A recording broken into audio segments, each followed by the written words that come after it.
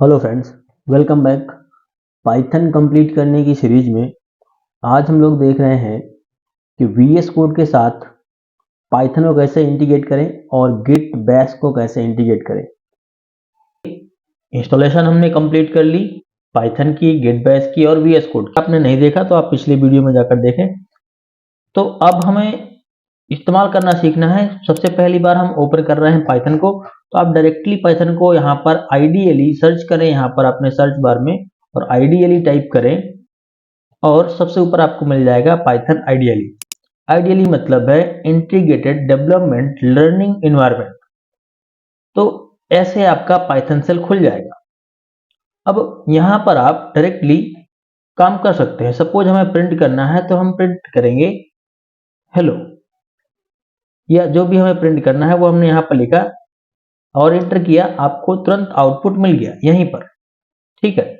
और अगर हम चाहें कि कई सारी लाइनें हम प्रोग्राम में अपनी एक साथ ही लिखना चाहते हैं, तो यहाँ पर आप फाइल में क्लिक करें। फाइल में क्लिक करने के बाद न्यू में जाएं और डायरेक्टली आप एक नया फाइल ले सकते हैं और यहाँ पर हम फाइल अपनी क्रिएट कर सकते हैं। जैसे अब हम यहाँ पर लिख रहे हैं प्रिंट हेलो,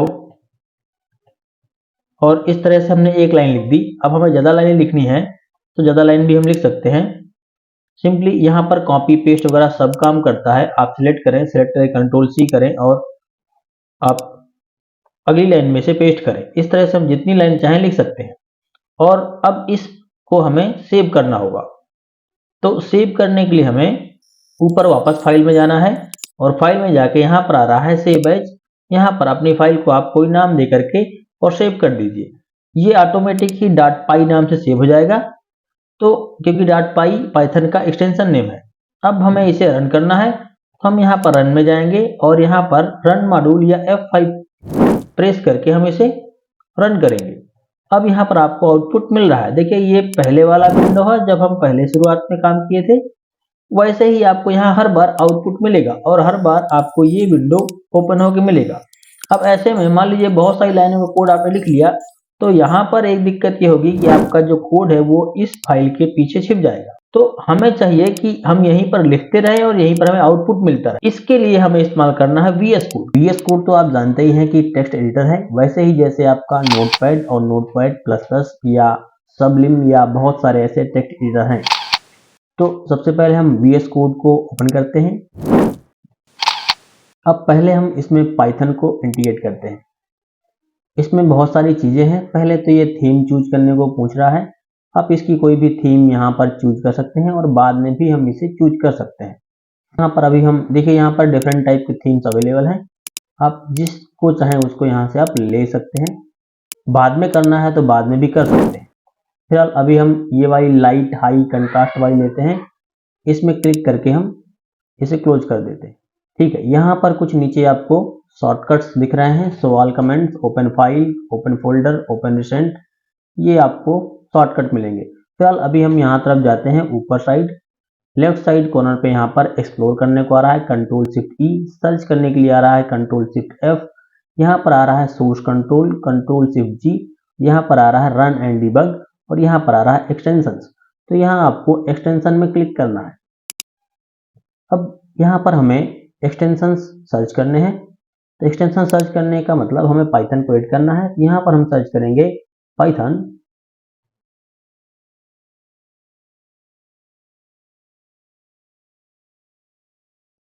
पाइथन के अलावा अगर और कोई भी लैंग्वेज आप ऐड करना चाहते हैं एक्सटेंशन में तो आप वो सर्च कर सकते हैं। फिलहाल हमें पाइथन सर्च करना है और पहले नंबर पर आपको दिखेगा एक एक्सटेंशन माइक्रोसॉफ्ट के द्वारा, नीचे माइक्रोसॉफ्ट लिखा होगा। तो इसको हमें इंस्टॉल करना है। इंस्टॉल वाले बटन में बगल में आपको बटन मिल रहा है इंस्टॉल का, यहाँ पर क्लिक करेंगे। क्लिक करते ही इंस्टॉलिंग लिख के आ जाएगा बगल में। तो थोड़ी देर आपको वेट करना है। ये आपके नेट की स्पीड के अकॉर्डिंग इंस्टॉल हो जाएगा। जैसे ही आपका एक बार ये एक्सटेंशन इंस्टॉल होता है, सीधे आप वीएस कोड यहाँ पर क्लोज करें। क्लोज करके फिर से स्टार्ट करें। आप वीएस कोड को ओपन कर लें। अब यहाँ पर जाकर डायरेक्टली आप अपनी नई फाइल्स बना सकते हैं और नई फाइल्स बनाने के बाद काम कर सकते हैं। जैसे यहाँ पर आप देखेंगे, यहाँ पर आ रहा है न्यू फाइल, यहाँ पर आ रहा है न्यू फोल्डर। तो यहाँ पर आप न्यू फाइल में क्लिक करें फाइल का यहाँ पर नाम डालें कुछ भी और .py लिखें, क्योंकि पाइथन एक्सटेंशन नेम है, py एक्सटेंशन नेम है पाइथन का। तो ये आपका देखिए फाइल बन गया और यहाँ पर क्रिएशन चालू हो गया। अब यहाँ पर आप लिख सकते हैं जो भी आपको कोड लिखना है। जैसे हमने ये एक कोड लिख दिया, तो ये एक हमने लाइन लिख दी पाइथन कोड की इस hh.py वाले फाइल में। रन करना है तो रन करने के लिए यहाँ पर हम जाएंगे, यहाँ पर रन में क्लिक करके रन विदाउट डिबगिंग यहाँ पर क्लिक करके आप रन कर सकते हैं, या कंट्रोल F5 का इस्तेमाल भी कर सकते हैं। और आप चाहें तो डायरेक्टली यहाँ पर रन का ऑप्शन मिलेगा, रन पाइथन फाइल, डायरेक्ट यहाँ पर क्लिक करके आप पाइथन फाइल को रन कर सकते हैं। तो देखिए आउटपुट हमें मिल जाएगा हेलो। इस तरह से हम यहाँ पर अपनी पाइथन फाइल को एक बार में ही रन कर सकते हैं। हमें और सारी लाइनें लिखनी है तो यहीं पर हम अपनी और सारी लाइनें भी लिख पाएंगे। जैसे हमने यहाँ पर 3 लाइन लिख दी।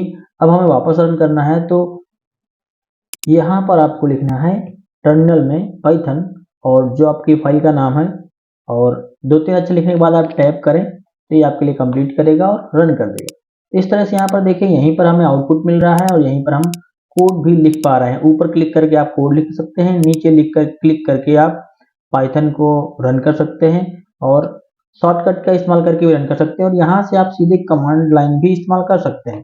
देखिए जैसे हमें क्लियर करना है तो आउटपुट स्क्रीन हमने क्लियर कर दी।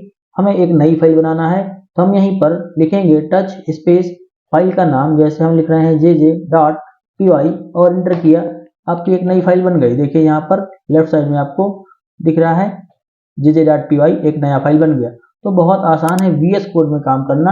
आप एक साथ कई सारे लैंग्वेज में भी इसमें काम कर सकते हैं, यानी कई सारी लैंग्वेज एक्सटेंशन ऐड करके काम कर सकते हैं, और आउटपुट देखना वगैरह भी बहुत आसान है। और यहाँ पर आपको ग्राफिक फीचर भी मिल जाते हैं, इसलिए काम करने में इसमें ज़्यादा अच्छा है। अब हम देखते हैं कि गिट बैश है उसका क्या काम है।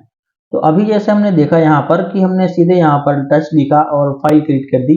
ऐसे ही हम फोल्डर क्रिएट कर सकते हैं, ऐसे हम फोल्डर को डिलीट कर सकते हैं, रीनेम कर सकते हैं, कट कॉपी पेस्ट सारी चीज़ें कर सकते हैं। तो ये काम अभी जो हो रहा है वो टर्मिनल के द्वारा हो रहा है, यानी पावर शेल के द्वारा हो रहा है। टर्मिनल आप देखेंगे लिनक्स वगैरह में होता है, जैसे विंडोज में डॉस होता है वैसे ही लिनक्स वगैरह में टर्मिनल होता है। तो यहाँ पर VS कोड के साथ ये दिया गया है और टर्मिनल यहाँ पर काम कर रहा है पावर शेल के द्वारा।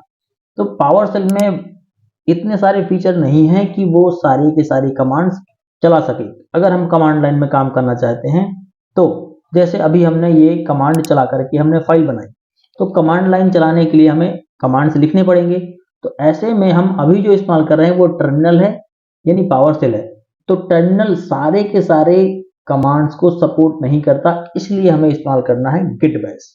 तो गिट बैश को हम कैसे इंस्टॉल करें अपने VS कोड में, या VS कोड के साथ कैसे इंटीग्रेट करेंगे समझते। तो पावर शेल अभी हम इस्तेमाल कर ही रहे हैं। गिट बैश को इस्तेमाल करने के लिए बस यहाँ पर आपको देखना है थोड़ा सा, ये पॉइंट आ रहा है लॉन्च प्रोफाइल।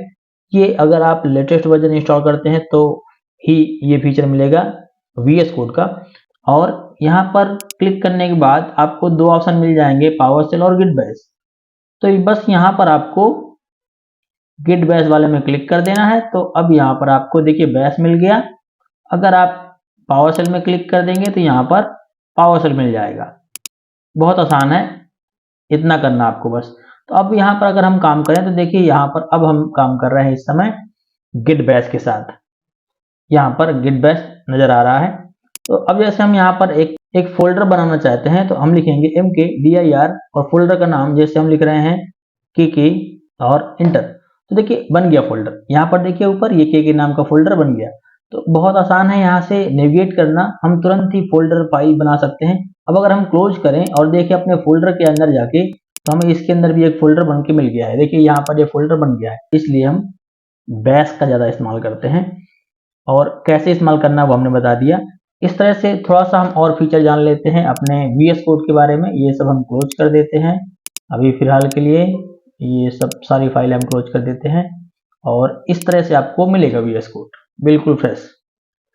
तो सबसे पहले आप यहाँ फाइल में जाएंगे नया फाइल लेने के लिए, या फिर आप सीधे यहाँ पर एक्सप्लोर में क्लिक कर देंगे तो ये खुल जाएगा। एक और तरीका है, जैसे आप पूरा फोल्डर पहले बना चुके हैं, इस फोल्डर से आपको ओपन करना है तो यहीं पर आपको राइट क्लिक करना है और ओपन विद VS कोड कर देंगे। ये सारे के सारे फोल्डर और फाइल आपके VS कोड से ओपन हो जाएंगे तुरंत। देखिए इस साइड हमें सारे फोल्डर फाइल मिल गए हैं। अब जिसके साथ आपको काम करना है उसमें आपको क्लिक करना है, ये फाइल सामने आपके आ जाएगी इस तरह से। अब यहाँ पर टर्मिनल ओपन नहीं हो रहा है, यानी आपको आउटपुट अगर देखना है, आउटपुट देखने के लिए आपको कंट्रोल और ट्रिल बटन प्रेस करना है, आपका टर्मिनल आ जाएगा। या फिर आप यहाँ व्यू में जाएं, व्यू में जाके यहाँ पर आपको मिल जाएगा टर्मिनल। यहाँ पर देखिए, यहाँ पर आप जाइए व्यू में, व्यू में क्लिक करने के बाद आपको नीचे आना है और यहाँ पर मिलेगा आपको टर्मिनल। यहाँ पर शॉर्टकट भी आपको दी गई है कंट्रोल और टिल्ड, इसको प्रेस करके आप टर्मिनल को ओपन कर सकते हैं। ठीक, तो ऐसे आपको टर्मिनल मिल जाएगा, या फिर आप शॉर्टकट प्रेस करें। अब जब भी आप इस फाइल को रन करना चाहते हैं तो यहाँ पर आप क्लिक करें, इस साइड आपको रन पाइथन फाइल आ रहा है, डायरेक्टली आपका आउटपुट मिल जाएगा सीधे। लेकिन जब भी आप नया लाइन लिखते हैं अपने कोड में तो आप कंट्रोल एस करके सेव करेंगे, या फिर आप यहाँ पर जा करके और यहाँ पर जाके कंट्रोल एस करेंगे या सेव वाले बटन में क्लिक करेंगे, क्योंकि हर बार नया लाइन लिखने के बाद आपको सेव करना होगा प्रोग्राम को, ताकि आपको नया आउटपुट मिल सके। इसके अलावा इसमें और भी फीचर हैं, हम जैसे जैसे सीखते रहेंगे वैसे वैसे आपको नए नए फीचर इसके बताते रहेंगे।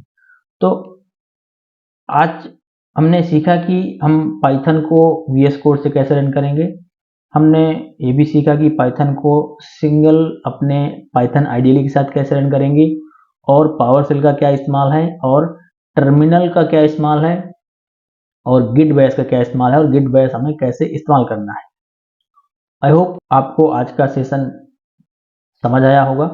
अब हम आगे सीखेंगे प्रोग्रामिंग कैसे करनी है पाइथन के साथ। अगर आपको डाउट है तो आप वीडियो को रिवाइंड करें, फिर से सीख समझें, और बहुत आसानी से आप VS कोड का इस्तेमाल करना समझ जाएंगे और VS कोड में काम करना भी समझ जाएंगे। अगर आपको हमारे वीडियोज अच्छे लग रहे हैं तो आप अपना फीडबैक हमें दे सकते हैं एज ए कमेंट।